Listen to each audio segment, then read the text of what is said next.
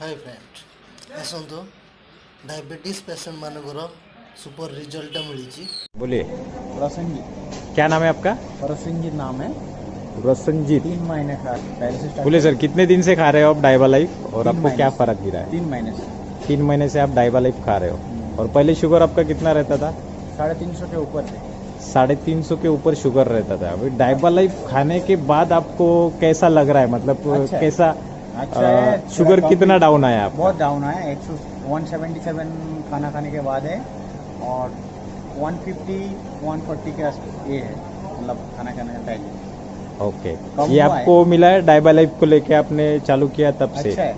Okay. अभी allopathy medicine आपने कम किया है हाँ, या एक कैसे? ये मतलब पहले 3 था, अभी 1 है। ओके ओके, मतलब एलोपैथी मेडिसिन भी आपने कम किया है डाइबा लाइफ को लेके। Okay, thank you sir.